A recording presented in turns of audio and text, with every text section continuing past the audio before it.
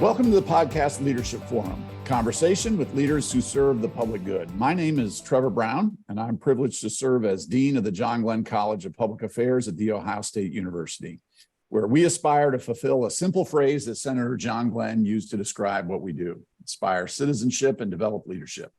I also have the honor of serving as the host of this conversation series. So welcome to a thoughtful and reflective conversation about leadership. I'm joined today by one of the newest members of Ohio Governor Mike DeWine's cabinet, Andy Wilson, who was appointed in December 2022 as the state's Director of Public Safety. Director Wilson has had a distinguished law enforcement and criminal justice career, having served in prosecutor roles in Clark County, Ohio, and as a senior advisor to Governor DeWine on criminal justice policy. Before becoming a prosecutor, he served as an armor officer in the Ohio National Guard. In these roles, he's championed violent crime reduction, first responder wellness, and law enforcement training and professional development. Director Wilson, thank you for joining me today to talk about leadership and public service. Dean Brown, thank you very much for having me. It truly is an honor to be here with you today, and it's an honor to represent the men and women of the Ohio Department of Public Safety and our mission over here of really kind of keeping everybody in Ohio safe. So it's just great to be here to talk about what we do and talk about really leadership in the public safety space. Great. Well, I'm glad you started with mission. I've looked up Department of Public Safety, and the sort of classic law enforcement vein is its mission is safety, service, and protection. So how critical is clarity around what that mission means for the success of the organization? And as you think about the different people in the organization, do you think they all understand that mission in the same way?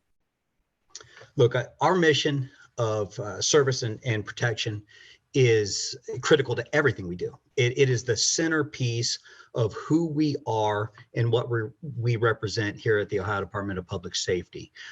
Everything we do every day is guided by those principles. And it's great if we're doing something, or if one of our individuals that works for us is doing something and it doesn't fall within one of those principles, then we're outside of our mission, and we're not being efficient, we're not being effective. We need to make sure that we're coming back into our mission and keeping our focus on what really we're chartered to do here for the people of Ohio. Now, as I work with not only the folks here at Public Safety, but really law enforcement and first responders throughout the entire state, it's incredibly important that not only I, but all of the leaders in this space just constantly reaffirm that mission to the people who work there. You know, it's so easy in any job, but really in the public safety space, to, I won't say get burnt out, but you kind of lose track of the purpose of what you do every day. Because, you know, at some point you put on the uniform, you go to work, you do your job, you come home. And when you get in the rut, or you just get in the routine of doing that every day and focusing really what's on just right in front of you, a lot of times it's really easy to lose focus or just lose sight of the overall mission. And man, I want the men and women who work in public safety, not just for the Department of Public Safety, but across the state, every day they put on their uniform. Every day they hop in their car and they head to work. They need to realize, and they need to take a second and think about the fact that, look, what they do every day matters. And their job is so incredibly important to me, to you, to our families, to everybody in Ohio. Look, when your kid has gone off the road and is in the ditch, man, you want that ambulance to get there as fast as possible. You want that trooper to get there as fast as possible. When somebody's breaking into your house, you need that sheriff's deputy to get there as fast as possible, and you need them to be trained, and you need them to be professional. And we just, it's so important for us to just constantly reaffirm to the men and women who work in this field that we need them, and what they do is important. So how do you, I mean, I can feel it even just here over Zoom. I feel your passion for this. How do you instill that commitment to mission clarity throughout the organization? What are some of the steps and strategies that you employ to really elevate that mission focus? You know, the beauty of this job and the beauty of this profession is that you don't necessarily have to instill it. It's there. You just have to set it free. You got to set it loose. You've got to set conditions or an environment or a culture where people are empowered to do that mission. Everybody who comes into the public safety space, look, they're not doing it for pay. They're not gonna be rich down the road by doing this job. When they initially join this field, whether it's in law enforcement or any first responder type field, they're doing it because they want to serve their community. They want to help keep people safe. It's a higher sense of purpose that is there inside of them. So what I found is, you know, a lot of times, again, it can be through a unit's environment or culture or just societal, you know, the way society is looking at first responders or law enforcement at the time. A lot of times people can lose that edge, or they can lose that purpose, or they can lose that sense of service, and it just becomes about going to work and doing the job. So really what we as leaders need to do is just set it free, tap into it, because it's inside. Remind them that what they joined up for, what they're doing, and point out to them how they're doing it every single day they come to work. And again, just it'll bubble back up to the top. And then you have to set a workplace environment that encourages them to serve, to see what they do as service. And again, every time they do something that's inside that mission, every time they do something to protect their community and to serve another, point it out, give them their why. You know, the huge part of leadership is giving the why to your people. This is why what you do is important. And look, we don't just fail in public safety leadership. We fail, and leaders fail at all the time with respect to the people that they serve, the people they work with, constantly telling them or reaffirming why what they do is important. So you've begun to articulate this, and I want to hear you elaborate on more, which is, what is your personal approach to leadership? You've been in a variety of leadership roles, and not that you're at the apex of your career by any means, but you're at a very high level now in state government, and so you've been around other leaders as well. What are your sort of precepts, your key tenets of leadership, and where did they come from? Well, my philosophy on leadership really is people-centered, and not, look, the people who work in the public Department of Public Safety, they don't work for me. They don't necessarily work with me, although we work together on projects. I serve with them. We serve together. And part of that service for me being the director is a desire, an intense desire that everybody who works here and everybody who works in this space becomes or strives to be the best version of themselves. And I'm not just talking about work. Work is what we do. It's not who we are. And I'm focused on the individual. Or we here are trying to set up a culture where we're focused on really making the individual the best version of themselves in all phases of their life. Look, we need them to be the best they can physically. We need them to be the best they can mentally and emotionally. We need them to be the best they can in their relationships with their families and friends. And what I found is, if people are striving to be the best they can in those areas and be the best version of themselves, well, then the work stuff just falls into place. Then they're better coworkers, they're better employees, they're better public servants. They're the kind of people that you want to show up when you call 911.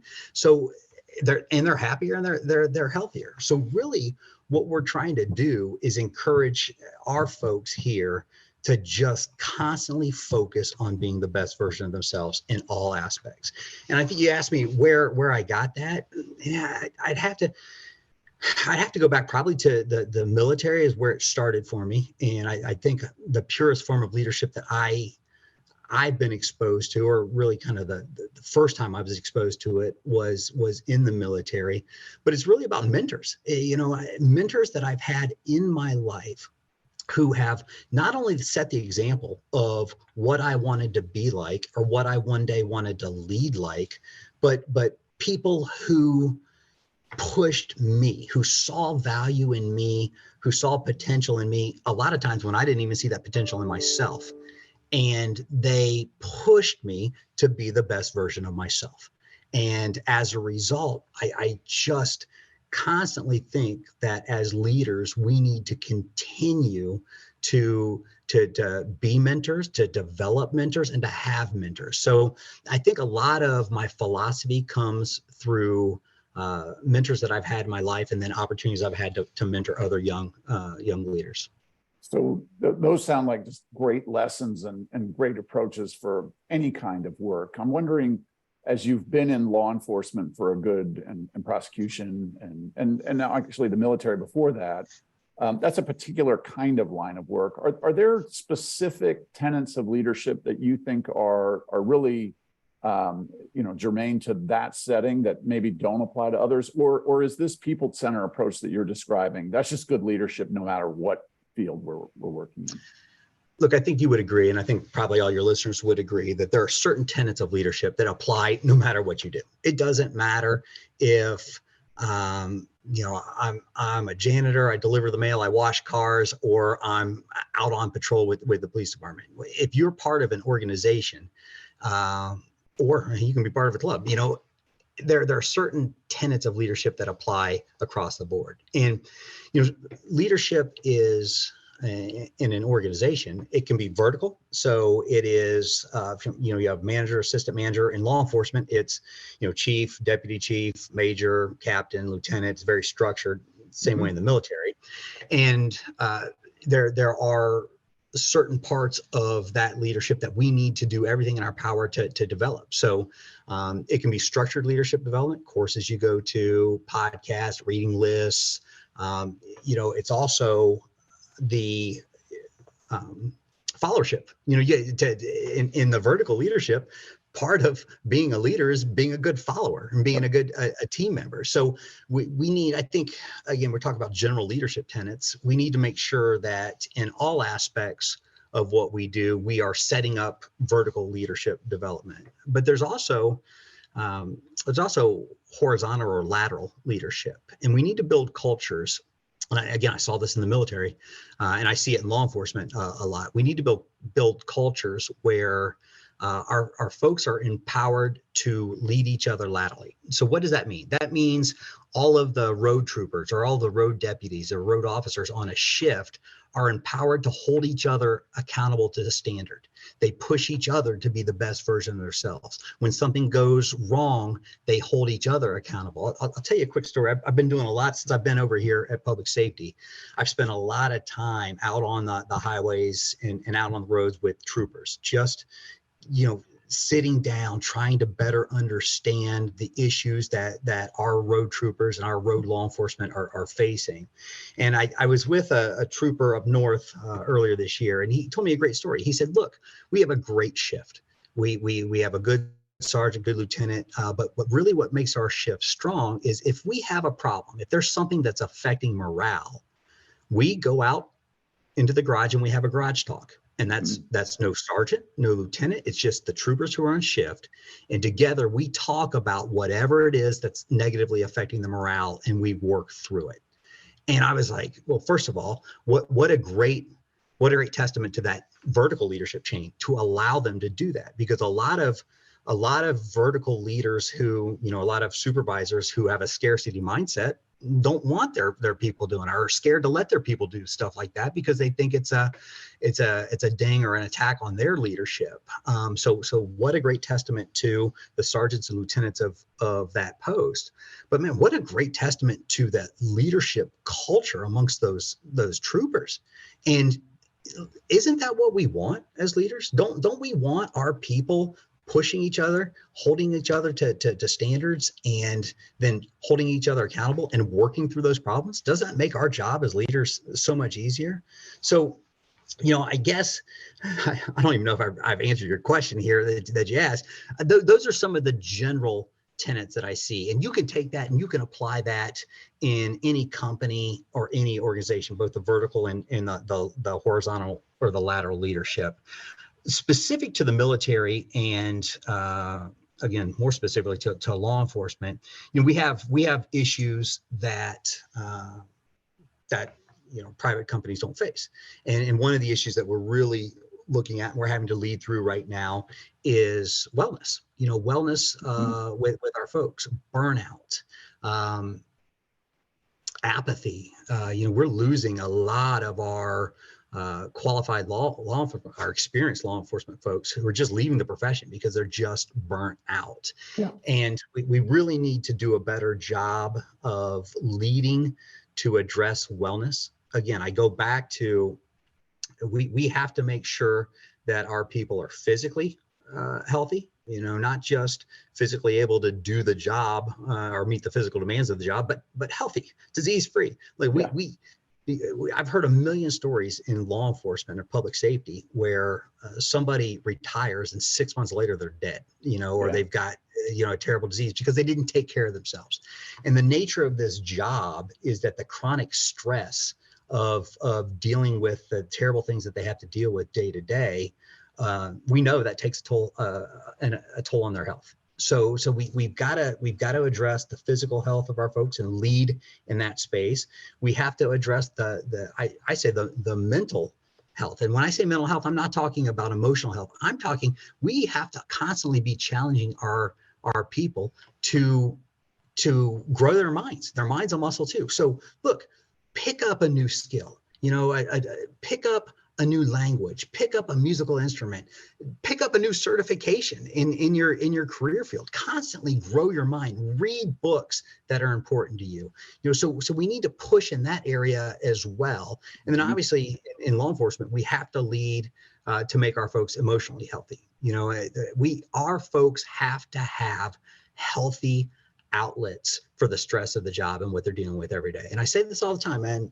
When I talk to guys and gals who do this job, I say, look, if you've had a bad day and you come home and you don't talk to your spouse, your partner, your neighbor, your trusted outlet, and instead you sit in your chair and you pour yourself a glass of scotch, look, I'm not a teetotaler. I'm not saying that you should never drink, but man, that's going to catch up with you.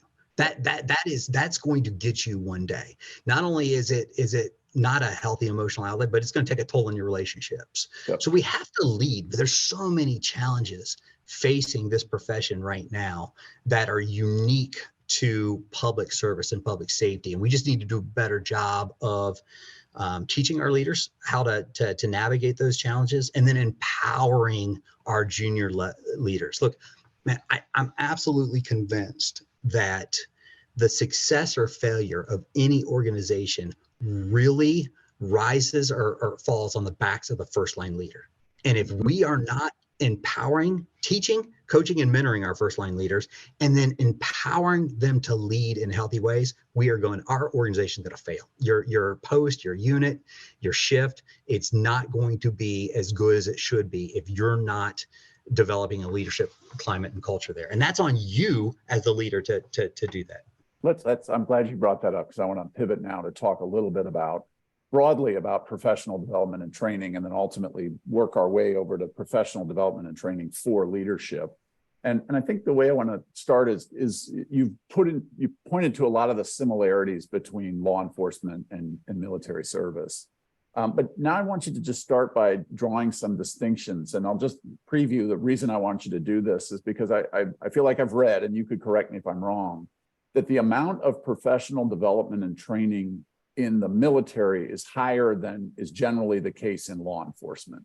And you've had experience in both. And so now that's why I want to sort of draw on that. So I want to get there, but I want you to just start by just describing, given your own personal experience, you've laid out some of the similarities. What would you see as some primary differences between those who are in military service and those who are in law enforcement? Well, I think you made a great point. I think the military does a better job of doing professional development and leadership. So, I mean, it starts at basic training. When you go into basic training as a private, you are organized into a platoon and you are given leadership positions within that platoon. You could be a squad leader. Now, again, it's not rank, but you're a private. You don't have more rank than anybody else, but you're put into a leadership position and you're taught what it means to be accountable for the actions, the successes and failures of the 9 or 10 guys or gals that you're in charge of. And you're held accountable when they don't do what they need to do. And so that starts day one in the military. The other thing the military does a great job of is at every level before you get promoted, there is a class or it's not class, it's a training school that you have to go to. Now, again, it's been a minute since I've been in, but when I was enlisted, before you could become, so E4 to E5 is in the Army is going from a specialist to a sergeant. So it's going from enlisted to a non-commissioned officer. It's really your first leadership position in the Army. Before you could be promoted from E4 to E5, you had to go to something in my day was called primary leadership development course. And you went there and you learned what it meant to be a squad leader and what was expected of being a squad leader and the roles and responsibilities. And then before you could become the next level, which is a staff sergeant, E6, going from E5 to E6, you had to go to something called BNOC, which is the basic NCO course. And they would teach you everything that was expected of that next level of leadership. And then before you could be promoted again, you had to go to ANOC, which was advanced NCO course. At every step along the way, there was actual structured leadership training on the expectations and responsibilities of that next role that you were going to go into. That's just the formal leadership. That's not the informal leadership that you're getting every day back in your unit through sergeant's time and lieutenant's time. And there's all kinds of informal leadership training that's going on back at your unit. So I think that is such a good model. And as a matter of fact, we're working on something in the patrol right now that basically would replicate or emulate what they're doing there. And that's before you become a sergeant. We want you to come to the academy with everybody else who's in the promotion pipeline, and you're going to have to go through a couple-week training course where we do exactly that. We talk about leadership and what's expected of you being that next level leader. So we're going to copy that. I really think that there's a lot of opportunity for that type of professional development. Why isn't there that? So it just sounds so logical what you were describing, and clear evidence that it's been effective in one of the largest organizations and most successful organizations in the United States, in the U.S. military. Why are you having to build this now in law enforcement? What's the difference? It's the practical realities of the job. Look, the bottom line is, you can't put your people in a leadership class when you don't have enough people to staff your shift. When you need somebody to respond to that domestic violence call and you need a body in that cruiser, they can't be over at a leadership training. So it's just the reality of the demands of staffing. Yeah, I've always wondered, I hope this doesn't come out the wrong way. I think in life in the military, there is a lot of idle time where you're preparing for a really intense kinetic event, perhaps, but there's a lot of time where you're not involved in that activity. Whereas I would imagine in law enforcement, as you just said, it is day to day to day to day, or night to night to night to night. It's not like, oh, I sit around for 3 months and then I go out on a patrol. No, I'm going out on a patrol every day. So one of the important differences is just the rhythm of the work is such that there's not the space and time in law enforcement to be able to do that. And then you said you just don't have the surplus of people to be able to do that. But you make such a good point. And here's the issue. Leadership is not something that our law enforcement sergeants and lieutenants have to do as part of their job. It is the thing that they have to do as part of their job. And I just don't think we do a good job of messaging it that way. Look, your job is to lead the men and women on your shift. And if we're promoting you without giving you the tools that you need to understand how to do that, then we're failing. We're failing as a profession. And look, I get it. It obviously, if we're not responding to 911 calls because we don't have enough people, we're failing as a profession. So I get it. But It's so important. Well, so how do you square that circle then of knowing that you have this you have a commitment and a passion, and I'm right there with you, to provide more professional development, leadership training opportunities for law enforcement, but the space isn't there at the moment to be able to do that. So as you think about how to create these programs and these expectations, tell us how that will work. Like how will that work given the current constraints on law enforcement and first responders broadly? Right. And what we're talking about here doesn't just apply to law enforcement. It's across the public safety spectrum.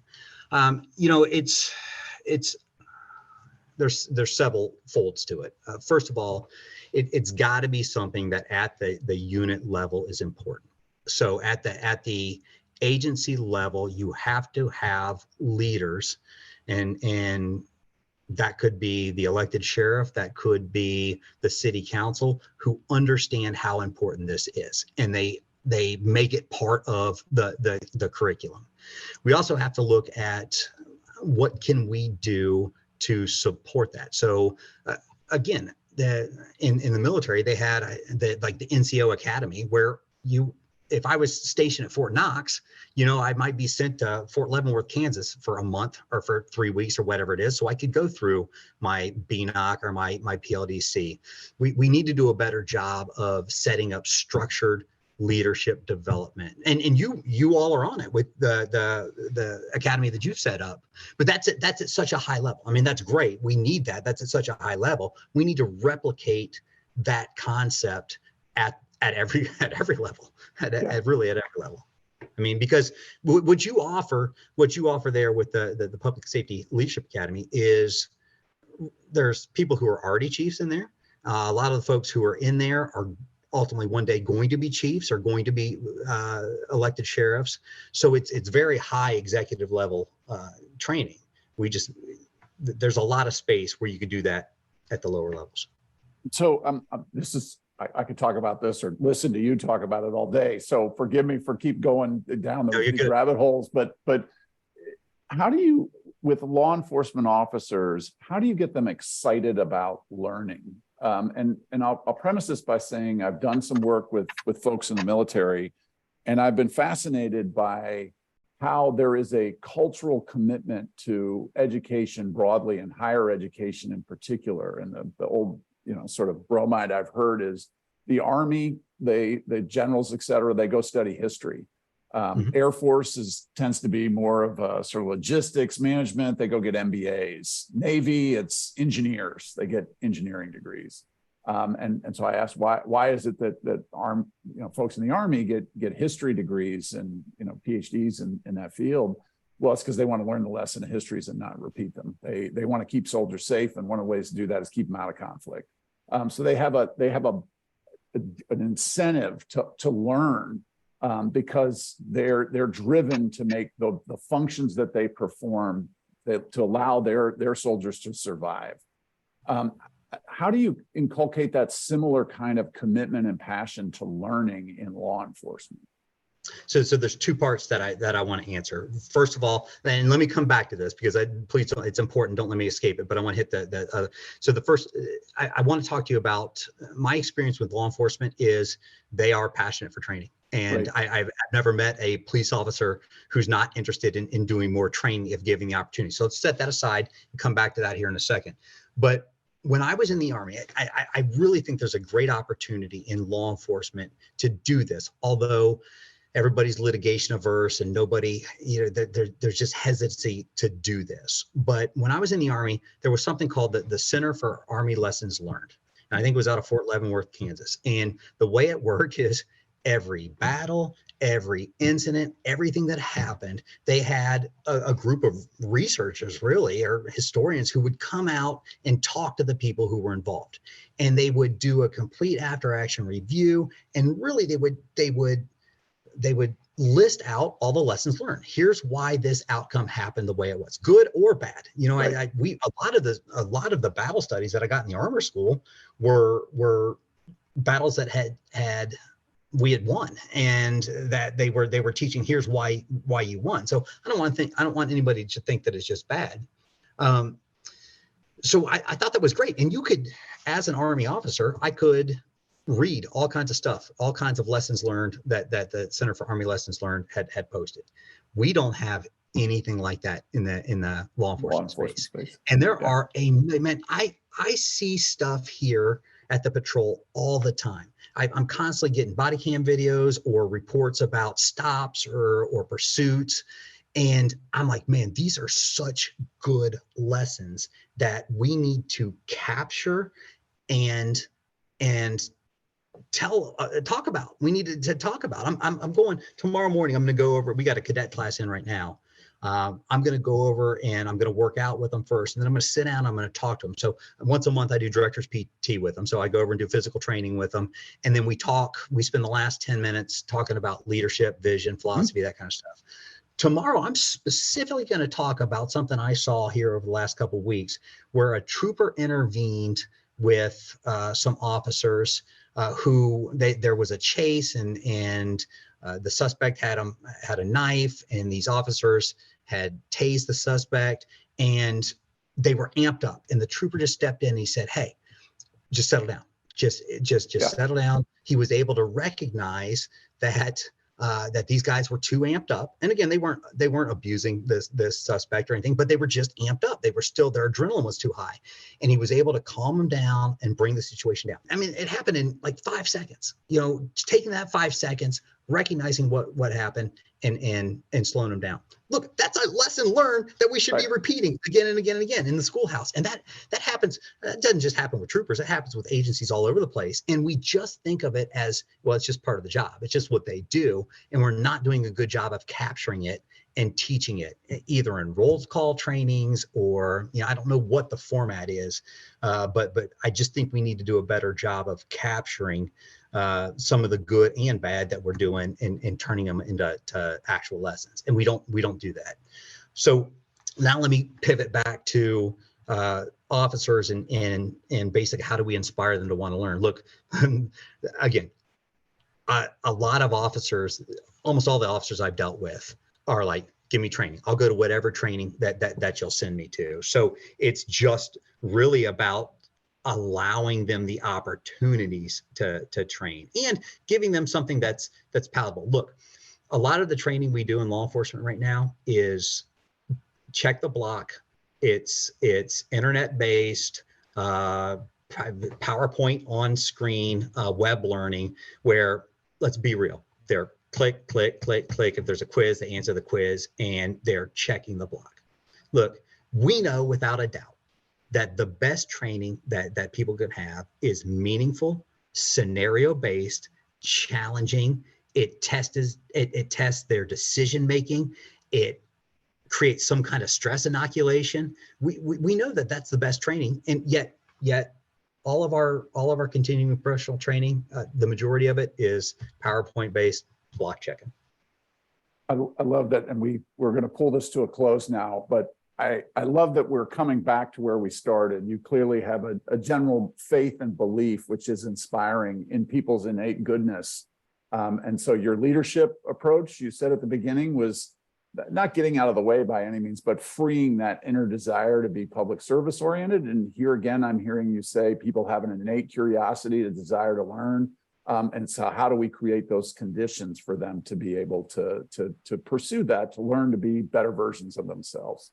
So thank you for being a co-educator with us in the Glenn College. And fundamentally, thank you for our partnership in the Public Safety Leadership Academy. We're really proud to be your partner in pursuing this mission that you've described. And you're an embodiment too. I think the other thing that's implicit in your leadership style is you walk the talk. You model it for your staff members and your officers. So thank you for that. And thank you for spending 30 minutes talking with me. I'm the beneficiary as well. Hey, thanks. I appreciate it. Listen, for me, everything's about energy. And I believe in an organization, a lot of times there's energy that's just laying dormant, that if you can just tap into, man, you can release it, your people will be inspired and they'll be motivated. So what I found in this job and throughout my career is I feed off of that energy. When you release it just a little bit and your people are becoming energetic, then it feeds me, it challenges me, and my mind's constantly going, okay, what are we going to do next? What are we going to do? And then that in turn energizes the folks that I serve with. So I love it. I'm passionate about it. And I'm telling you, the thing that really stands out to me is we have amazing people here in Ohio who are just great public servants. And it's just such an honor to serve with them, to work with them, and just to try to leave a positive mark on the profession. Well, it's virtuous work. So thanks for doing it. Thank you.